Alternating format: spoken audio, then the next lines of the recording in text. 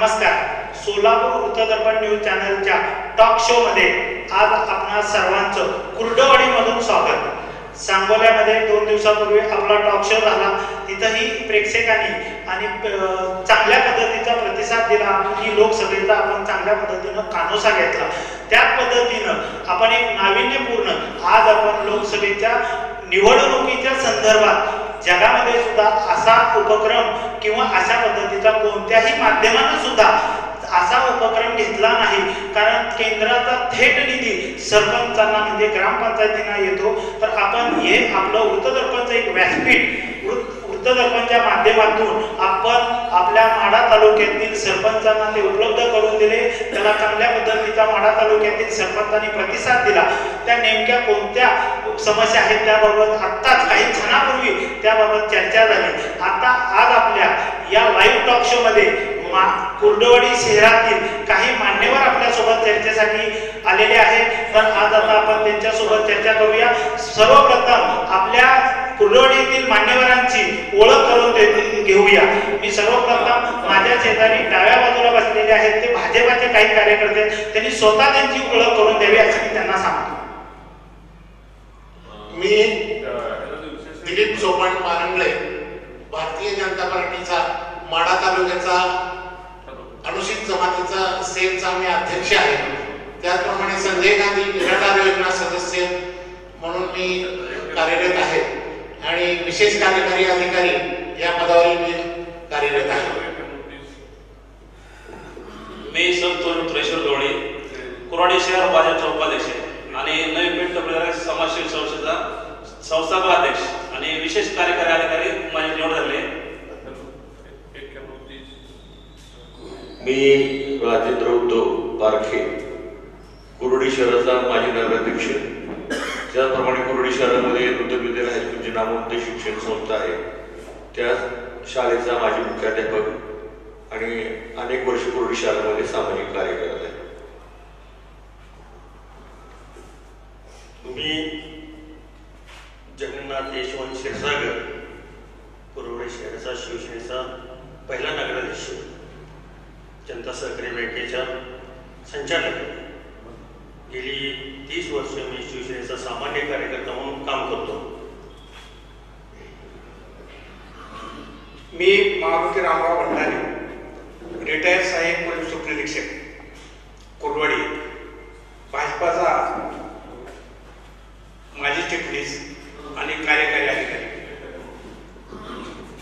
मी पवन बाळासाहेब पाटील, ग्रामपंचायत सदस्य पिंपळपट्टी आणि पार्टी प्रमुख बी पिंपळपट्टी. मी अजिनाथ उद्धव परब, तांदोळीचा माजी उपसरपंच व रयत क्रांती संघटनेचा जिल्हा कार्याध्यक्ष. मी अरुण मधुकर जगताप, माढा तालुका सैनिक संघटनेचा सचिव आहे आणि मराठा सेवा संघाचा कुर्डवाडी शहराध्यक्ष. मी आशा सुहास टोनपे, जिजाऊ ब्रिगेड तालुका अध्यक्ष, माढा तालुका अध्यक्ष म्हणून काम करते. मी माझे सैनिक भारत पाटील, माझे सैनिक संघटनेचा संचालक आणि माढा तालुका संभाजी ब्रिगेडचा संचालक संघटक म्हणून काम करत आहे. मी बालाजी हनुमंत जगताप, संभाजी ब्रिगेडचा विभाग प्रमुख म्हणून काम करतो आणि पाणी संघर्ष समिती कुर्डूचा अध्यक्ष म्हणून पण काम करतो. तय्यब जागीरदार, दहिवली तालुका माढा, राष्ट्रवादीचा कार्यकर्ता म्हणून काम. आता आपण राष्ट्रवादी काँग्रेसचे आपल्या बरोबर उपस्थित कोणीही झालेलं दिसून येत नाही. मला वाटतं की आमचे प्रतिनिधी विजय चव्हाण यांनी येथील सर्व प्रतिनिधींना किंवा काही उमेदवारांना, राष्ट्रवादी असतील काँग्रेसचे असतील, त्यांना बोलवण्याचा प्रयत्न केलेला आहे. जे उपस्थित झालेत आपण त्यांच्यासोबत चर्चा करू. आता पाठीमागच्या मी पहिल्यांदा प्रश्न असा भाजपाच्या माझ्या शेजारी बसलेल्या नेत्यांना विचारतो की पाठीमाग 2019ला आपल्या मतदारसंघातील माढा लोकसभा मतदारसंघातील जे प्रश्न होते, आता त्या प्रश्नाच्या संदर्भात तुम्हाला काय म्हणायचं की 2014ला तेच प्रश्न आहेत आणि आता पण तेच आहेत का त्यापेक्षा वेगळे काही प्रश्न आता सध्या आहेत? 2019ला ज्या वेळेला भारतीय जनता पार्टीचं केंद्रात राज्य आलं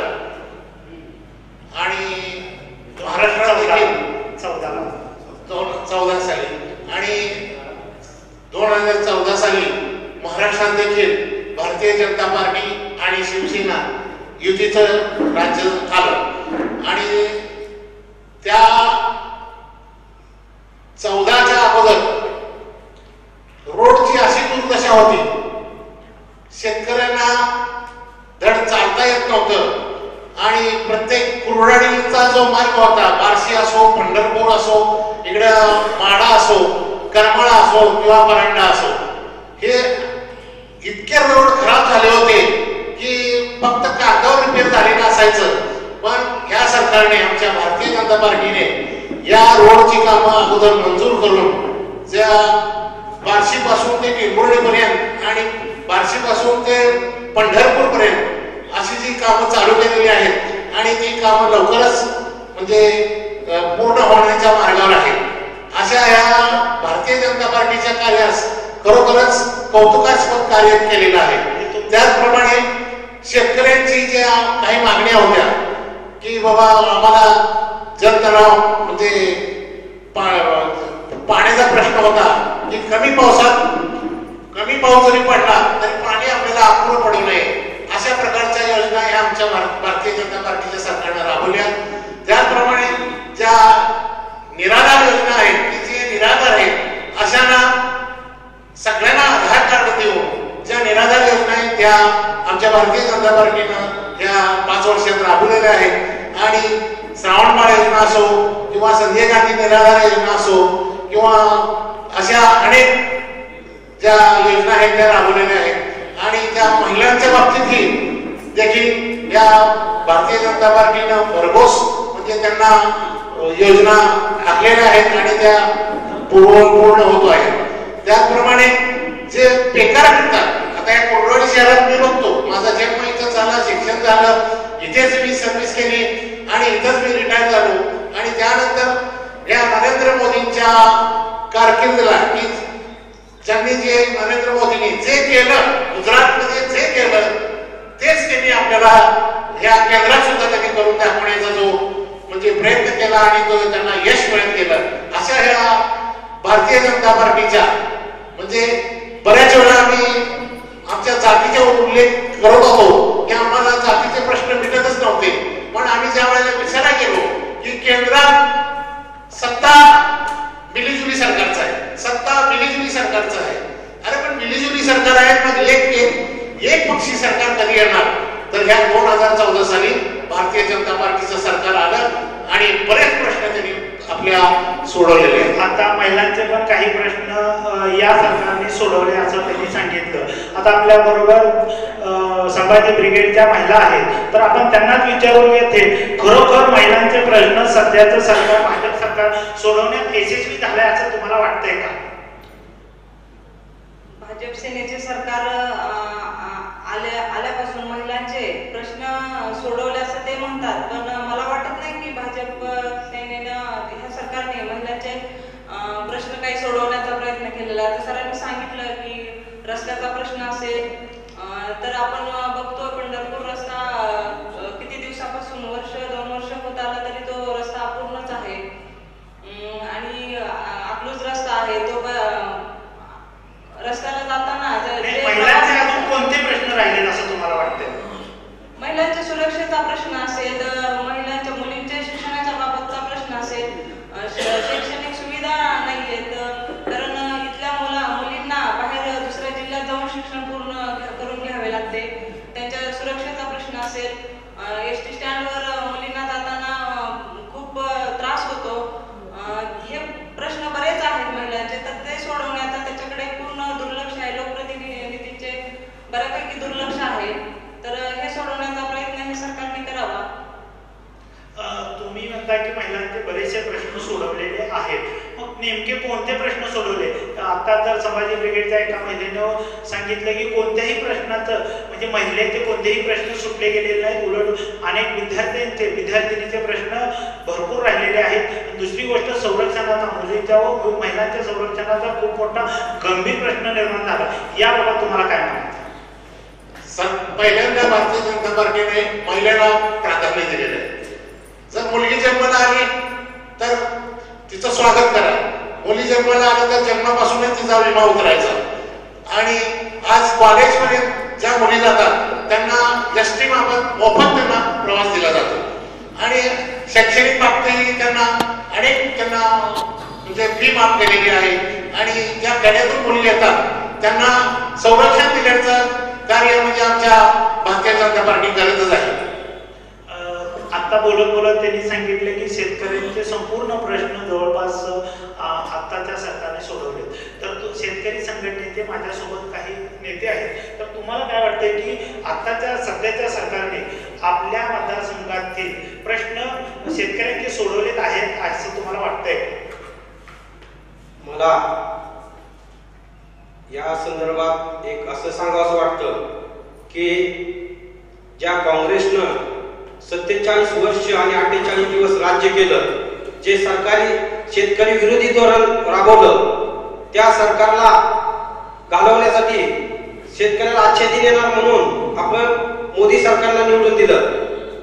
तर मला त्या संदर्भात एवढं सांगावं वाटतं की मोदी सरकारचे बरेच निर्णय चांगले झालेले आहेत, चांगले घेतलेले आहेत. मग सर्व प्रश्न एकदम सुटू शकत नाही. आज शेतकऱ्याचा प्रश्न जर सांगायचा झाला तर शेतकऱ्याला जर आच्छादन यावंच असं वाटत असेल तर स्वामीनाथन आयोग लागू झाला पाहिजे. जो मोदी सरकारने वचन दिलेलं होतं की मी सत्तेवर आल्यावर स्वामीनाथन आयोग लागू करतो, तो लागू केलेला नाही. दुसरा प्रश्न की आज काँग्रेसने आपण म्हणलं की 47 वर्ष राज्य केलं, परंतु या सरकारने काय निर्णय घेतलेले आहेत जे आज शेतकऱ्याला मतदानाचा अधिकार दिला, तो एक स्वागत आहे.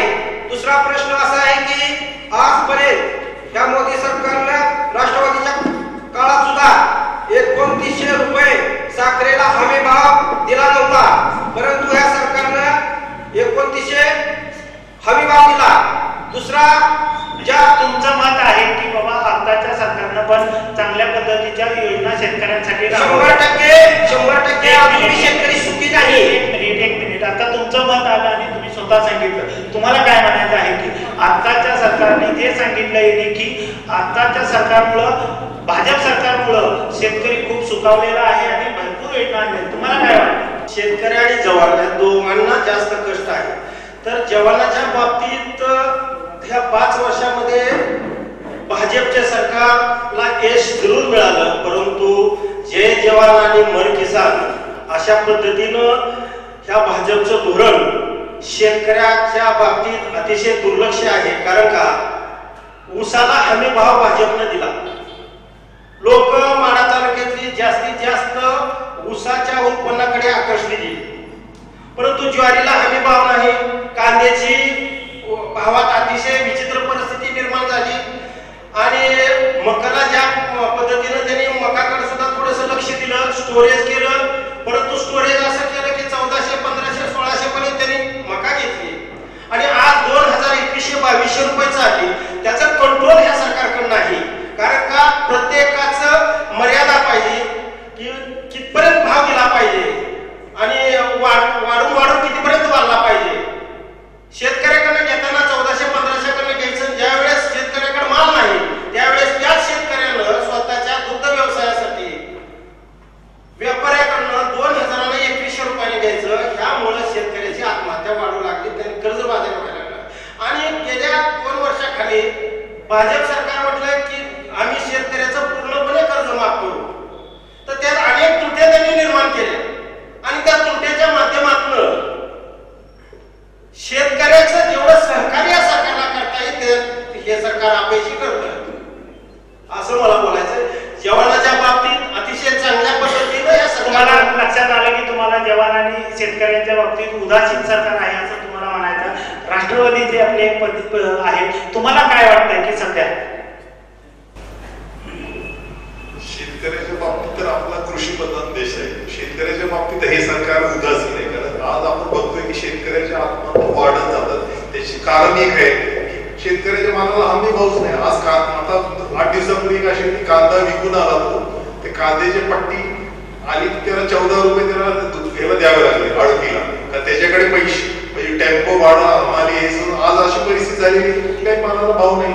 दुधाला भाव नाही. 1 फेब्रुवारी पासून आठवत असेल की 5 रुपये काय अनुदान होतं दुधाचं, ते बंद केलेलं 1 फेब्रुवारी पासून. म्हणजे 5 रुपये तर कमी आलं. दुसरे कुठे पशुखाद्याचा भाव कमी नाही, वैरणचा भाव कमी नाही. म्हणजे शेतकऱ्यांनी काय करायचं? आज आपण बघतोय की आज आपल्या पश्चिम महाराष्ट्रात दुग्ध व्यवसायामुळे थोडस काय स्थिर आहे. आज मराठवाड्यामध्ये विदर्भामध्ये आत्महत्या का होतात? तिथं शेतीला जोडधंदा नाही. इथे आपले कष्टकरी लोक आहेत की शेतकरी शेतीला जोडधंदा म्हणून दुग्ध व्यवसाय करतात. पण आज परिस्थिती झाली की शेतकऱ्याच्या कुठल्याही धंद्याकडे, दुग्ध व्यवसायाकडे, साखरेकडे दुर्लक्ष आहे. केंद्राची पॉलिसी उलटी चालते. जेव्हा साखरेचा भाव इथे हे असेल ना, परदेशात साखर आयात करतात.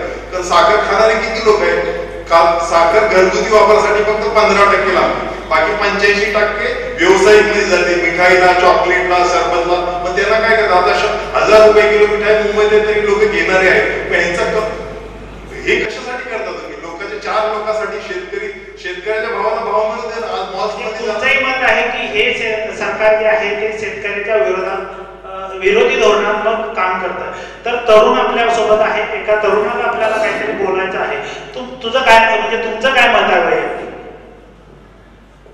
आपण या 4.5 वर्षात पाहिलं की भाजप सरकारने जी आश्वासनं दिली होती त्यातलं एकही आश्वासन त्यांनी आजपर्यंत पूर्ण केलेलं दिसलेलं नाही.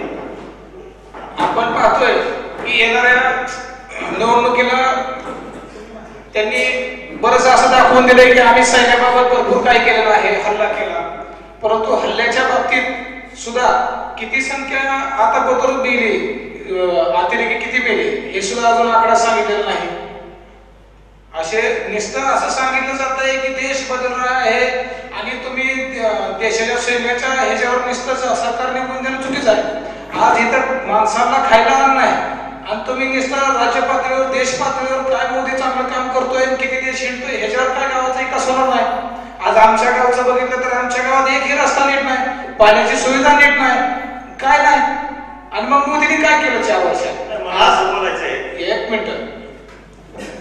आज मी एवढं सांगू इच्छितो की 5 वर्षा अगोदर शरदचंद्रजी पवार खासदार असताना त्यांनी एक सामूहिक शेततळ चालू केलं. कागदासहित सगळं शेततळ मिळायचं. परत मोदी सरकारने शेततळ्याची स्कीम पवार साहेबांचीच बघून काय केली? मागणी त्याला फक्त 50,000 शेततळ होतंय का? आज नाही होत. शेतकऱ्यांना सदैव अडचणी आणण्याचं काम. आज कर्जमाफी त्यांनी केली, तर त्या कर्जमाफीतून तुम्हाला सांगतो अजून एक जण स्वतः आमचं कर्ज नाही नसून त्याचं माफ झालंय तर त्याचा अजून ऍक्शन सांगत नाही तुमचं माफ झालं नाही, पैसे जाणार नाहीत म्हणते. आणि आता त्यांनी गाजर दाखवलंय की आम्ही वर्षाला 6,000 रुपये देऊ. हाय हे तुम्ही म्हाताऱ्या माणसांना, ज्येष्ठ नागरिकांना विधवांना जे 600 रुपये मिळतात महिन्याला ते तुम्ही दिला वर्ष. आणि तुम्ही 600 रुपये 6,000 पेन्शन काय दिला? तुम्ही 5,000 रुपये अनुदान दिला दूधवाल्याचं. मग तुम्हाला हाय हे देणं झालं. आज 200 शेततळ्याचं अनुदान, आता सध्या तुम्ही चौकशी करा, 200 शेततळ्याचं अनुदान गेल्या वर्षी माझं शेततळे एप्रिलमध्ये झाले, अजून त्याचं बिल निघलं नाही. आणि ते सांगतात की आम्ही शेततळी केली, काय केली? पदर पैशाने खालून शेततळी घेतली. निस्त्या बोलता पाहिजे यांच्याकडे नाहीत पैसे आणि आश्वासन मात्र सगळ्यात मोठी. म्हणजे यांचं मत आहे की फक्त आश्वासन सरकार देते. मला वाटतं की आपण भाजपाचे हात टोलपे. तर या युवकाच्या प्रश्नाला तुम्ही कशा पद्धतीनं उत्तर द्या? अशी परिस्थिती आहे की साधारण दादा पाटलांनी सांगितलं की आमच्या गावाला रस्ता नीट नाही. की स्थानिक जिल्हा परिषद, पंचायत समिती ना की केंद्र सरकारचा हा भाग आहे. पंचायत समिती स्थानिक जिल्हा परिषदच्या फंडातून किंवा आमदार फंडातून ते रस्ते होतात ग्रामीण भागातले. असं मला तर आजपर्यंतच्या राजकारणात आतापर्यंत मी जिथपर्यंत राजकीय दृष्ट्या कामं केली त्यावेळेला मला हे कळलं की तिथल्या स्थानिक आमदारांचं किंवा तिथल्या जिल्हा परिषद सदस्याचं ते काम आहे. दुसरी गोष्ट अशी आहे की मी प्रामाणिकपणाने हे सांगू इच्छितो की मी एक शेतकरी आहे. पूर्वीच्या काळामध्ये मोठ्या शेतकऱ्यांना मी याच पंचायत समितीच्या आवारात बसलोय. या पंचायत समितीमधून ट्रकच्या ट्रक रानात एखाद्या पुढाऱ्याच्या गेलेले मी बघितले. मी तेही पाहिलं. खताच्या गाड्या इथं सामान्य शेतकऱ्यांच्या बाबतीमध्ये आल्या होत्या. ते एकाच मोठ्या पुढाऱ्याच्या घरी, अशा अनेक पुढारी त्यांच्या घरी उतरत होते. ही परिस्थिती होती यापूर्वीच्या काळामध्ये. आता तर फक्त पाटलाच्या पुढाऱ्याच्या घरी जाऊ नये म्हणून जर सरकारनं ऑनलाईन केला असेल, ती शेतकऱ्याच्याच घरी जावी म्हणून हे सरकार आपलत असेल आणि ती थोडा वेळ लागत असेल त्या प्रोसेसला, तर तुमचं म्हणणं असं यायला नाही पाहिजे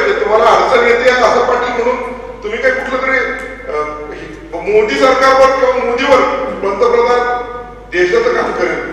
ग्रामीण भागातल्या कामाला पंतप्रधानांचा हात आहे. 600 रुपये पेन्शन चालू केली. यापूर्वीच्या सरकारने ते केलं नव्हतं. 200 रुपये पेन्शन वर्ष झालं मिळाले ना असं त्यांनी आरोप केला. बरोबर आहे. कुठलीही गोष्ट नाही या आता परवा संजय गांधी निराधारचा कालच आमचे कोकाटेचं त्या संजय गांधीवर भाजपचे तालुका अध्यक्ष संजय गांधीच्या ह्याच्यावरती आहेत ते त्यांनी 600 प्रकरण कालच्याच मिटिंगला पूर्ण मंजूर करून दिलेली आहे. आमचे बारांगे साहेब त्याचे सदस्य आहेत. इथंच आहेत त्याचे सदस्य आहेत. येणारा प्रत्येक श्रावणबाळ संजय गांधी निराधार येणारं प्रत्येक प्रकरण हातावेगळं करणं हे आमच्या सध्याच्या काळातल्या संजय गांधी निराधार योजनेच्या टीमचं काम आहे. ते त्यांनी यापूर्वी केलं, आताही चालूच आहे. दुसरी गोष्ट अशी आहे की शेतकऱ्यांच्या बाबतीमध्ये कांद्याला अनुदान दिलं. यापूर्वीच्या काळात कधी कांद्याला अनुदान दिलं नव्हतं. आता यांनी सांगितलं की शेतकऱ्याच्या बाबतीमध्ये उदासीन आहे सरकार. हे मला मान्य आहे की फक्त एवढंच होत आहे की प्रोसिजर सहित म्हणजे ऑनलाईन होत आहे. शेतकऱ्यापर्यंत शेवटच्या घटकापर्यंत पैसा पोहोचावा ही भूमिका केंद्र सरकार आणि राज्य सरकार घेत आहे. म्हणून काहीची अडचण होते हे मला मान्य. 2014 आणि 2019 या दरम्यानच्या काळामध्ये म्हणजे तुलनात्मक पाहिलं तर त्या काळामध्ये शेतकऱ्यांचा कशा पद्धतीने लाभ होत होता आणि आत्ताच्या सरकारच्या कालावधीमध्ये ह्या मागील 5 वर्षामध्ये कसा तुम्हाला वाटतं की हा तुलनात्मक कसा म्हणजे दर्जा वाढला किंवा त्यांची प्रगती झाली असं तुम्हाला वाटतं? तुम्ही स्वतः शेतकरी आहात हे पण सांगितलं. यापूर्वीच्या काळामध्ये शेतकऱ्यांचा कांदा किंवा शेतकऱ्यांचं मकेच्या बाबतीमध्ये झालं. मका यापूर्वीच्या काळामध्ये पणननं यावेळेला खरेदी केली. जेवढा स्टॉक गोळा करता येतोय शेतकऱ्यांना पहिल्यांदा पैसा उपलब्ध करून द्यायचा. यापूर्वी पण स्टॉक उपलब्ध गोळा करत होते पण ते व्यापारी गोळा करत होते. त्यावेळेला 600 रुपयाला गोळा करून 1800 रुपयाने विकलं तरी कोणाची अडचण नव्हती. आता यावेळेला केंद्र सरकारनं हमीभाव मकेला दिलाय. तो मकेला हमीभाव देऊन खरेदी करताय गव्हर्नमेंट. हा बदल झालेला जाणवत नाही का शेतकऱ्यांना? हे जाणवतच आहे ही परिस्थिती आहे. एवढं होत आहे की शेतकऱ्यांना उत्पादन करताना शेतकऱ्यांचं एकाच वेळेला 1000 टन उत्पादन होईल अशी परिस्थिती होती आणि पूर्ण राज्यभर गोळा करताना शासनाला एका पंचायत एका मार्केट कमिटीकडे काही मर्यादित खरेदी होते. त्यामुळं उरलेल्या शेतकऱ्यांची थोडी अडचण होत असेल. नाही हमी भाव दिला गेलाय का? होय. तुम्हाला काय वाटतं? हमीभाव दीडपट हमीभावचं आश्वासन दिलेलं अजूनपर्यंत हमी दिलं असतं तर शेतकऱ्याची अशी परिस्थिती झाली नसती ना. आज कांद्याची जी परिस्थिती आहे उसाच्या भावाचे FRP देऊ शकत नाही. कारण त्याचं एकमेव कारण आहे की साखरेला भाव आहे. आता 200 रुपये वाढवून दिले तरी पण FRP देऊ शकत नाही. अनेक वेळा असं कारखाने लोकांनी निवेदन देऊन जाऊन भेटले तरी पण त्यांनी काय दखल घेतली नाही. ह्याचा सर्व परिणाम कुणावर होतो? कारखानदार होत नाही, शेतकऱ्यावर होतो. ते FRP देऊ शकत नाही, ते भाव देऊ शकत नाही. त्यामुळे नुकसान कुणाचं? शेतकऱ्याचं होतं. आज युरियाचं खताचं मजुरीचे भाव कमी झालेले नाही, वाढलेले. पण इथे FRP वाढत नाही मग कारखाने भाव देत नाही. शेवटी नुकसान कोण होतं? शेतकऱ्याचं. हो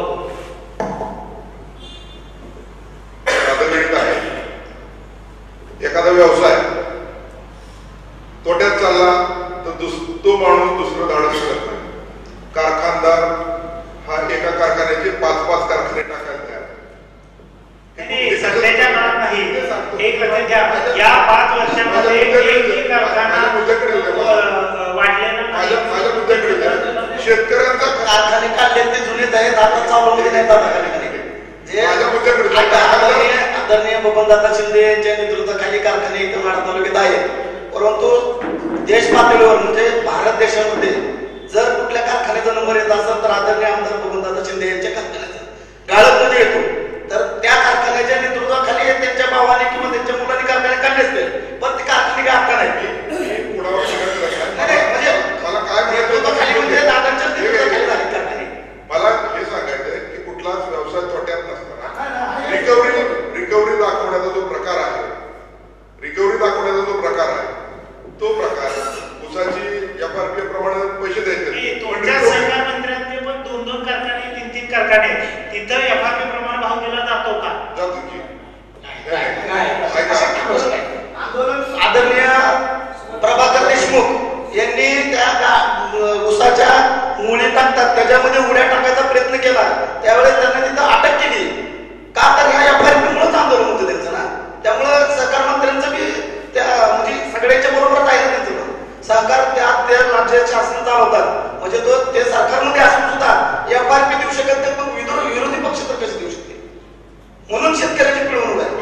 आणि साहेब मला एक तुम्हाला बोलायचंय, माझा काही दादांचा शब्द काढायचा नाही, पण मला एक तुम्हाला सांगायचंय, माझं एक सांगायचं तत्व असं आहे की ज्यावेळेस आता मला सांगा, तुम्हाला जर तुम्ही आदरणीय पत्रकार महोदय DCC बँकेचे प्रकरण कोणाकोणाला ऐकू, मुद्दा माझा महत्वाचा आहे, मी कोणावर टीका करणार नाही, मी बी शेतकरीच आहे, परंतु DCC बँकेचे प्रकरण 1 लाख रुपये जर शेतकऱ्याला मिळायचं म्हणलं तर त्याला 1000 पाठीवावं लागते, तरी सुद्धा त्याला लवकर मिळत नाही. पण ह्यांना 100 200 कोटी 300 कोटी जिल्ह्याचे नेते म्हणून घेणारे अगोदरचे त्यांच्या 700 कोटी बोकांडी त्यांच्या, म्हणजे अर्धी बँक कुणाच्या कोट्यात पुढाऱ्याच्या.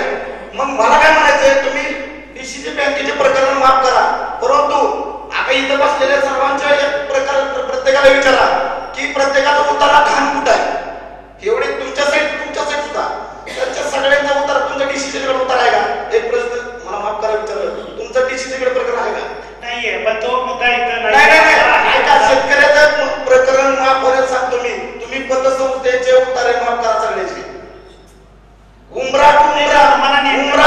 एक लक्षात घ्या, तुम्हाला नेमकं काय म्हणायचं हे समजेना झालं. मी सांगतो ना काय म्हणायचं, तुम्हाला मागाची कर्जाचं प्रकरण निघलं होतं, तुमचं कर्ज प्रकरण मागाची निघलं होतं, तुम्ही बोलले तरी कर्जाच्या विषयावर चर्चा झाली नाही, तुम्हाला काहीतरी वेगळं सांगायचं दिसतंय, तुमचा मुद्दा आमच्या लक्षात स्पष्ट येईना. एक लक्षात घ्या, आपण पुढच्या मुद्द्याकडे जाऊया. सध्या मी काय म्हणतो की सर्वप्रथम आता माझ्या म्हणजे तुम्हाला प्रश्न विचारतो की आता सध्या येणाऱ्या 2019च्या लोकसभा निवडणुकीच्या संदर्भात प्रश्न नेमके आपल्या मतदारसंघातले कोणते आहेत असं तुम्हाला वाटतं? त्या अगोदर मी मगाशी जो मुद्दा आपण मांडला होता की 2014 आणि 19 यामध्ये काय फरक आहे, म्हणजे नरेंद्र मोदीचा कारभार किंवा देवेंद्र फडणवीस यांचा कारभार आणि मागच्या सरकारचा कारभार तुलनात्मक बघितलं तर पारदर्शकता या दोघांनी सर्व कारभारामध्ये आणलेली आहे. आणि यामध्ये जो भ्रष्टाचार असायचा, मग टँकरचा पाण्या टँकरचा असेल, दुसरा असेल, तो दुधाचा असेल, पण बाकीचे भ्रष्टाचार फार मोठ्या प्रमाणात कमी झाले. आता आपल्या माढा तालुक्यात एक बाजू जवळून की जो रॉकेलचा मोठा भ्रष्टाचार होता, रेकॉर्ड होतं, पेट्रोलला रॉकेलचे टँकर जायचे, तो रॉकेलचा भ्रष्टाचार पूर्ण बंद झाला, कारण शेतकऱ्याचा कारधारकाचा आमचा झाल्याशिवाय रॉकेल मिळत नाही. त्यामुळे त्यामध्ये पारदर्शकता आली आणि हा जो भ्रष्टाचार तो बंद झाला. तुलनात्मक जर मी तुम्हाला सांगायचं तर फार मोठा फरक या सरकारच्या कारभारामध्ये झाला. त्यानंतर 2 मिनिट त्यानंतर तुम्ही पुढचा जो प्रश्न विचारला की या माढा मतदारसंघाच्या सर्वात महत्वाचा प्रश्न आहे की समस्या ज्या आहेत त्या काय सुटल्या का, काय सुटायच्या राहिल्यात का. सरकार भाजपचं असलं तरी सुद्धा मला खेळाने मला वाटतं की आता त्याला काय खासदार जबाबदाऱ्यात काम त्याला मला माहित नाही, परंतु माढा तालुक्याच्या मतदारसंघाचे प्रश्न अद्याप सुटलेले नाही. सगळ्यात महत्वाचा प्रश्न आमच्या कोरड्याच्या दृष्टीने अगदी जीवन मरणाचा म्हणजे रेल्वे कारखान्याचा. त्याला थोडा 100 कोटीचा निधी सहज खासदार देऊ शकत होते, मग विजयदादा असतील किंवा शरद पवार असतील, पण 100 कोटीचा निधी न दिल्यामुळं आमच्या इतक्या हजारो तरुणांना जे काम मिळायचे ते मिळालं नाही. उलट तो कारखाना लातूरला नेऊन त्यांनी नवीन कारखाना लातूरला चालू केला, दुसरा कारखाना पनेरला त्यांनी काम वाढवलं, पण कुरोडी शहराकडे पूर्णपणे दुर्लक्ष. कुरोडी शहर हे माढा मतदारसंघाचं महत्वाचं केंद्र आहे, त्याकडे दुर्लक्ष झालं. आणि म्हणजे तुम्हाला काय म्हणायचं तेच प्रश्न आहेत, परंतु अजून काय सुटलेले नाही. पण तुमच्या प्रश्नाच्या संदर्भात त्या तरुणांना काहीतरी सांगायचं होतं तर त्यांच्याकडनं म्हणजे मगाशी ह्याच्या अगोदर 2-4 दिवसापूर्वी नेते राष्ट्रवादी त्यांनी सांगितलं की मी माड्याचं बारामती करतो असं म्हणालोच नाही. म्हणजे याचा अर्थ तुम्हाला माड्याचा विकासच करायचा नाही का असं आम्हाला म्हणायचं की बारामती करायचं नाही म्हणजे विकास करायचा नाही का असं आम्हाला त्यांना म्हणायचं. विकास तर माड्याचा व्हायला पाहिजे, बारामती करायचा करू नका, पण विकास तर व्हायला पाहिजे. विकास करायचा तर तुम्ही मान्य करा, एवढा आम्हाला त्यांना विनंती करायची.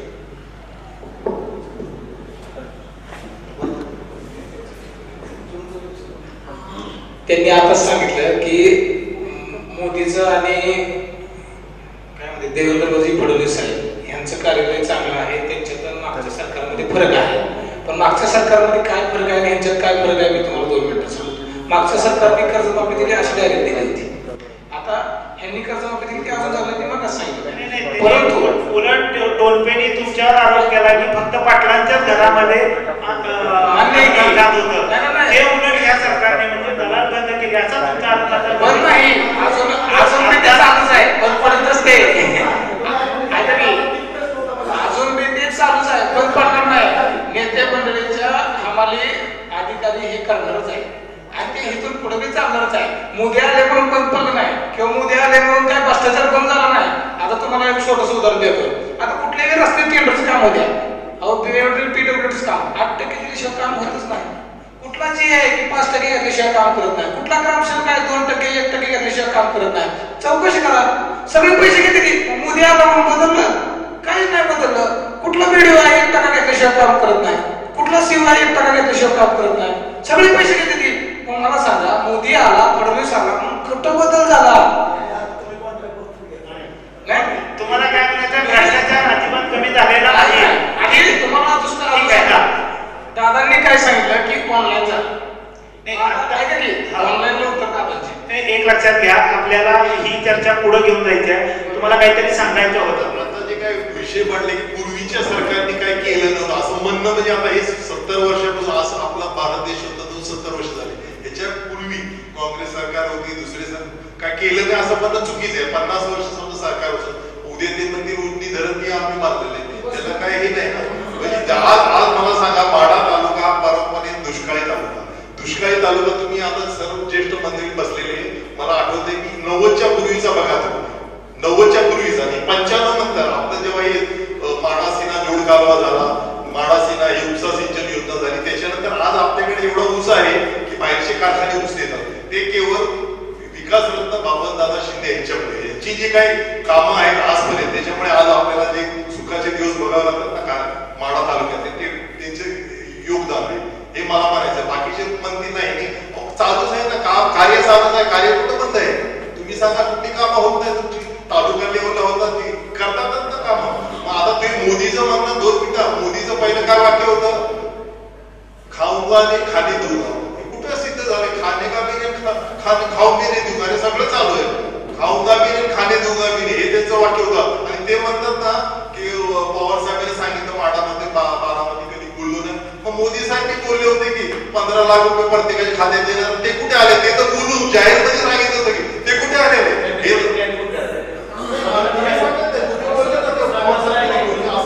याला उत्तर दिलं तुम्हाला. आता त्यांनी एक लक्षात घ्या, त्यांनी सांगितलं की 15 लाख रुपये आमच्या खात्यामध्ये टाकतो असं पंतप्रधान म्हटले होते, परंतु अजून आमच्यापर्यंत 15 लाख पोहोचले नाहीत असा त्यांचा आरोप आहे. तर तुम्हाला काय वाटतंय की खरोखर मोदी सरकारने 15 लाख रुपये तुम्हाला दिले का?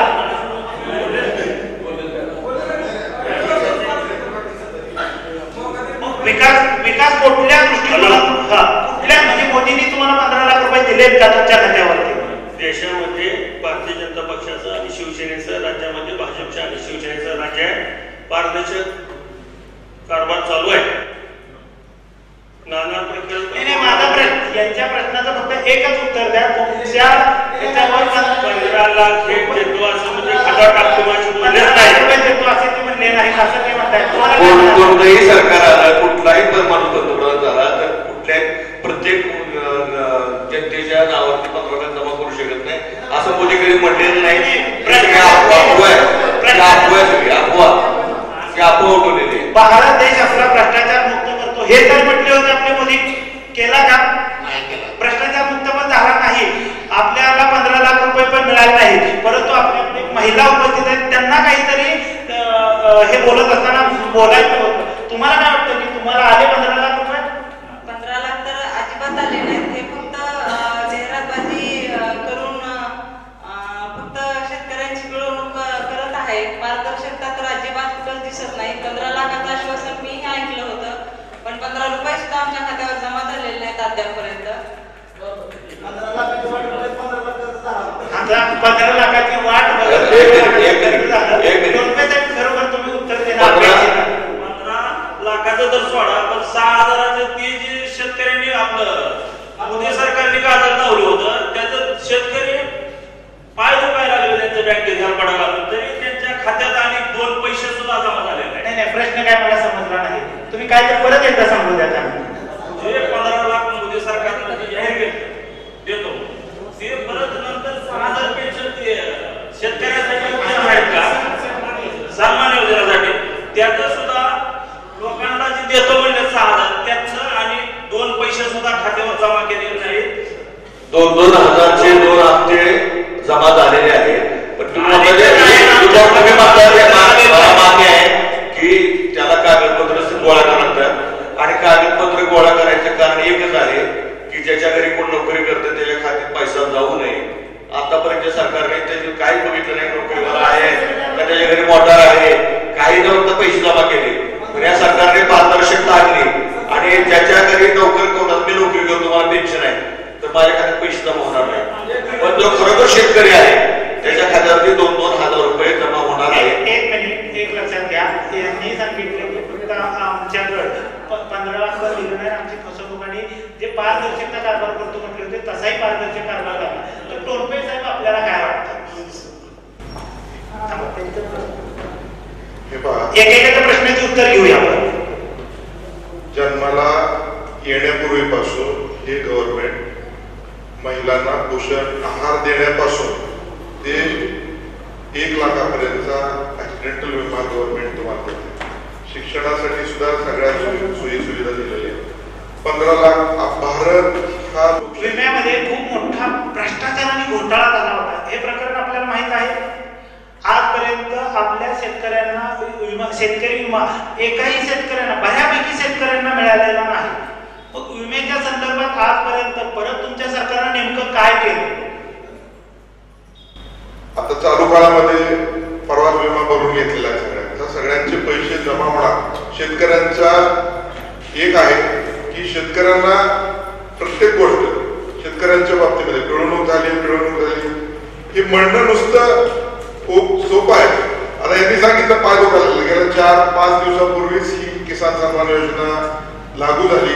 प्रत्येक शेतकऱ्यांच्या नावावरती 2,000चे हप्ते चालू आहेत. अजूनही तलाठी आणि सर्कल अजूनही एकत्रित बसून गाव सर्वे करून गावातल्या प्रत्येक शेतकऱ्यांची उतारे घेऊन कोण किती एकराचा आहे, कोण कुठं परगावी राहतोय का, कोण नोकरीला आहे का, कोण पेन्शनर आहे का, याचे सर्वे चालू आहे. हा सर्वे पूर्ण झाल्यावर यांनी पाय दुखवायला काय हरकत नाही असं मला वाटतं. नाही, सर्वे करण्याबद्दल योजना जाहीर करण्याची काय आवश्यकता होती? प्रश्न तसा नाही दादा म्हणले. एक असं आहे की एखादी योजना नाही म्हणजे तुम्हाला वाटतंय का की बाबा या योजनेत हे साधन फेल गेलं नाही, या योजनेत फेल केलं असं मग 6,6 कुठे घेतली ते 2,000 हप्ते जमा झालेलेच आहेत. या मतदारसंघामध्ये सन्माननीय बबनदादा असते, या जिल्हा परिषद मध्ये सन्माननीय संजय मामा असते, हे दोघंही भाजपला धरून आहेत. त्यांनी त्यांच्या या मतदारसंघामध्ये सगळ्यात चांगलं एक प्रकारचं वळण लावलेलं आहे. आता जर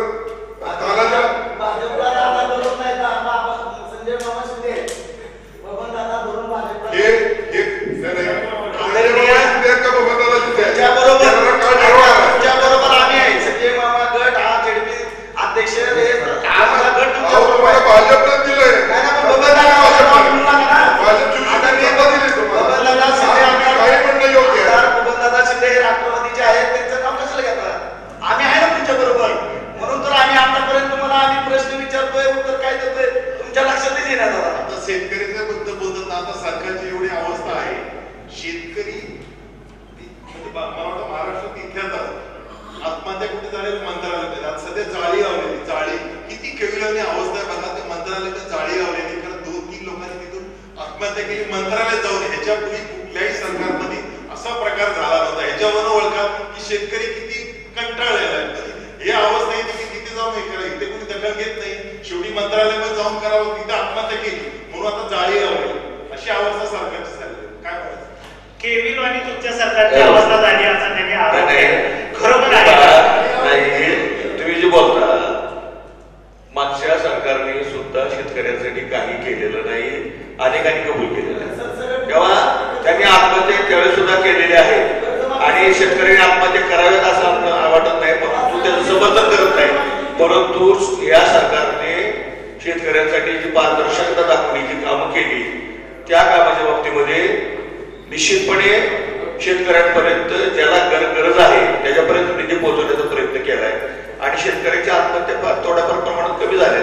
दुसरी गोष्ट, या सरकारने ज्या दृष्टिकोनातून पाणी शेतकऱ्यांना पाणी सिंचन व्हावं म्हणून जी शेततळ्याची वगैरे आणि पाणी साठप करण्याची जी योजना राबवल्या, त्यामुळे बऱ्याच आपण पेपरमध्ये वाचतो की बऱ्याच ठिकाणी गावामध्ये पाण्याचा साठवा वाढला, पाण्याचा काही गावांचा पाण्याचा प्रश्न सुटला. तो ते जर 100% याच्या अगोदरच्या सरकारने केलं असतं तर मला सांगा, आपल्याला आता दुष्काळाची कोणत्याची पाणी आली असती का? मागच्या सरकारने जर हे कामं केली असती तर तेव्हा हे आपल्याला तोडण्याची पाणी आली असती. ते काहीच काम केलेलं नाही. आता हे जे काम आहे रिझल्ट आपल्याला 4-5 वर्षात दिसणार आहे. आज आपण आता म्हणलं जातं की आत्महत्या ह्याच सरकारच्या काळात होत होत्या.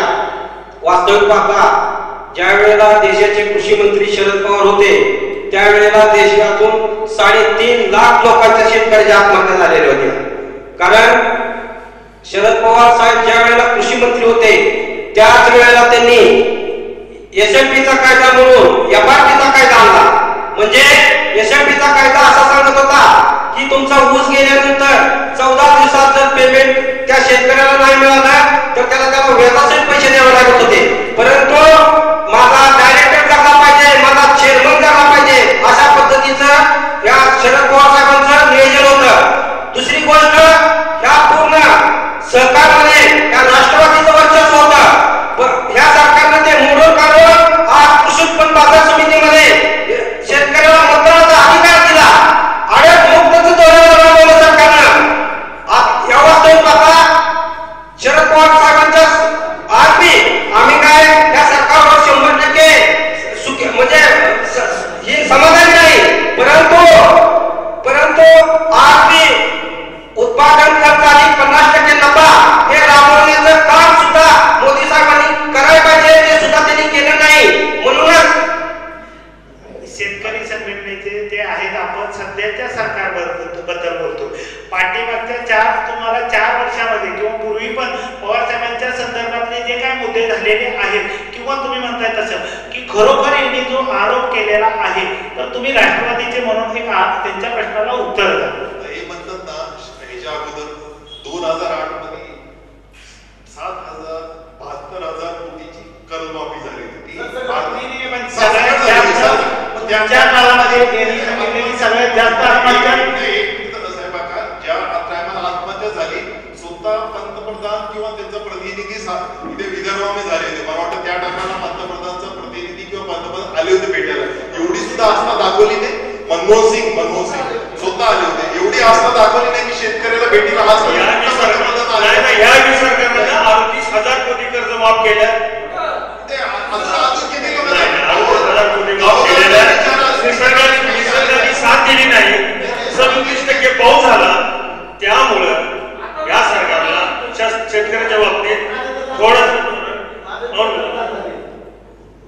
मी काय बघा तुम्हाला सर काय म्हणत होतं तेच मुद्दा तुमच्या लक्षात आला नाही. म्हणजे काय सांगतो की प्रकरण माफ कोणाची झाली हा मुद्दा काय की ज्यावेळी आदरणीय पवार साहेबांनी सरसकट कर्जमाफी केली, मग ह्या सरकारने कर्जमाफी दिली मान्य, परंतु झाली कोणाची आजपर्यंत मात्र नाही. आणि दुसरी गोष्ट इतकी कागद दिली की अक्षरशः 1 दिवस पोट पाण्याला पिळा मारून काय चक्कर येऊन पडली नाही.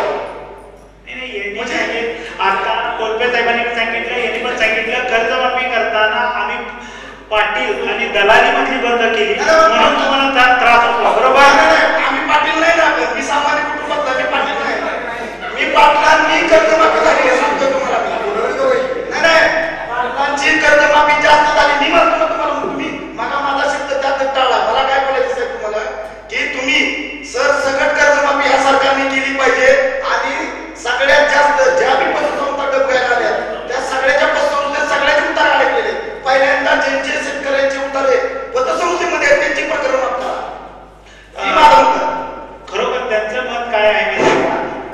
जेणेकरून त्यांचं मत आहे की आपल्या कोणत्याही सरकार असे ना परंतु सर्व शेतकऱ्यांची सरसकट कर्जमाफी होणं अपेक्षित आहे. तर तुम्हाला काय वाटतं की सरसकट कर्जमाफी आपल्या सरकारने करावी? सरसकट कर्जमाफी करू नये असे मत तुम्ही आहे. याचं कारण असं की ज्याच्या घरी दोघं सर्व्हिस करतात, की ज्याच्या घरी चांगल्या परिस्थिती बंगला आहे, मोटार आहे, त्या लोकांना कर्जमाफीची काय आवश्यकता आहे? ज्याची खरोखरच त्याची रोजीरोटी शेतीवर अवलंबून आहे असे जे शेतकरी आहेत असे निकष लावून या सरकारने निकष लावूनच कर्जमाफी केलेली आहे आणि त्या लोकांची कर्जमाफी झालेली आहे. परंतु संजय डोंबेंनी सांगितलं की दलाल जे मध्ये होते किंवा ज्यांचं आता पहिलं जे कर्जमाफी पहिल्या सरकारने केली तेव्हा एका माणसाचे 5-5, 10 लाख साहेब तुम्हाला माहिती आहे, एका माणसाचे 5-5, 10 लाख रुपये कर्जमाफी संपत आलेली आहे. जवळपास 1 तास झाला आपण चर्चा करतो. मी सुरुवातीला तुमच्याकडे येतो त्यांच्याकडे द्या की आता आपण एक मुद्दा घेऊया आणि एकाच मिनिटात सांगा की शेवटी आता येणारा उमेदवार कोणता ना कोणत्याही पक्षाचा असेल ना तर तुमच्या अपेक्षा या मतदारसंघातल्या मतदार म्हणून नेमक्या कोणत्या आहेत? जो कोणी उमेदवार आहे तर मतदाराच्या अपेक्षा आहे की शेतकऱ्याचे प्रश्न शेवटी कसं आहे, कृषी प्रधान देश आहे. आज जे शेतकऱ्याचे प्रश्न एवढे प्रलंबित प्रश्न आहे ते कुणी आज 5 वर्षात ते सोडवले. ह्याच्या पुढे जो कोणी येणार आणि आम्हाला माहिती आहे जर पवार साहेब आले ते प्रश्न नाही त्यांच्याबद्दल की ते प्रश्न 100% सोडवले. ठीक आहे, तुम्हाला अपेक्षा आहे की पवार साहेब जर आले तर 100% शेतकऱ्यांचे प्रश्न सोडवतील. तुम्हाला काय वाटतं प्रोफेसर? एक विषय आहे की आतापर्यंत आपण बोललोय फक्त शेती या विषयावर.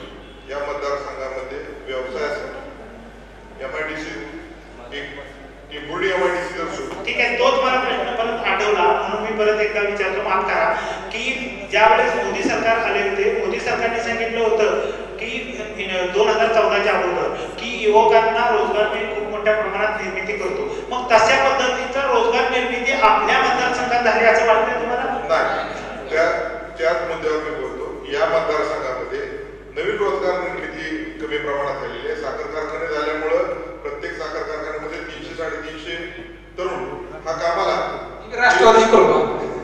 हे सांगितलं राष्ट्रवादी नाही चालत. तो वयानं लहान आहे.